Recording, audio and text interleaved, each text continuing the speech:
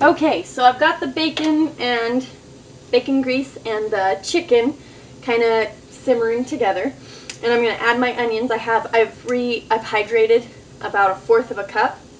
This recipe I usually do cook with garlic. The recipe calls for garlic. My husband doesn't handle garlic very well, so I've been trying to omit the garlic, especially during this food storage stuff that his tummy's been kind of upset with all of the new change. So if your family does not like garlic, omit it. Take it out. No big deal. If you love garlic, put it in. It's good. Okay, next I'm going to put in my seasonings. For a half of a recipe, it'll be 1 teaspoon of chili powder, about 3/4 of a teaspoon of oregano. I want about 1/2 of a teaspoon of salt. Okay, so 1/2 a can of tomatoes. Try not to get all juice in there. We don't want it too liquidy. Alright, it's 1 tablespoon of fresh cilantro. Okay, so for the chimichangas, we're going to put a layer of refried beans.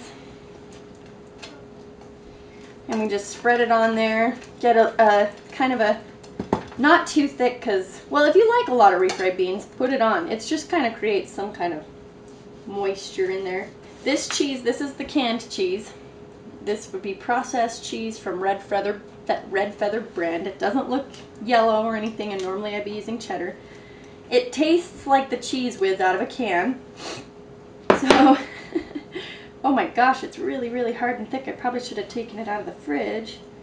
But, oh well, so I'm just going to put little clumps on it because hopefully it melts while I'm cooking it in the oil. So I'm just going to put approximately 1/4 of that amount, the total amount,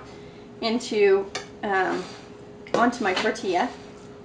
So just kind of like that. This recipe is so good when you have everything like the fresh cheese and tortillas. Woohoo! Okay, so there we go. This is kind of crumbly because I overcooked just one of the edges, so it's kind of crumbling apart. That should be okay. We're going to be frying that, and it should be okay. Okay, so the oil is hot now, and I'm going to just gently place the chimichangas in there. I might be able to get 2 in at a time. Let's try. Okay. Okay, we're on the last 2. I've just been kind of letting them sit there longer so that they melt the cheese, hopefully. Don't know what will happen there. Also, when you put them in, place them seam side down so that it can, as it cooks, it will cook the shape of the seam underneath rather than it being seam side up and it starts to unfold as it's cooking. And watch out, this thing is splattering me.